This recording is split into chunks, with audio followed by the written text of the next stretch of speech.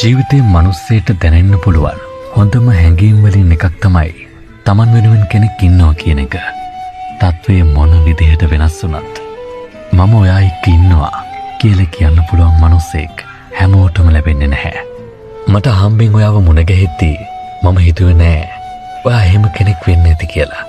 ඒත් කාලයත් එක්ක ඔයා මට පෙන්නලා දුන්නා ඔයා මම එක්ක ඉන්නවා කියලා. මට මාවත් තේරුම් ගන්න බැරි තැන්වලත් ඔයා මම කියෙව්වා. ඒක ආදරේද? මම අතටත් දන්නේ නැහැ ඒක නම්.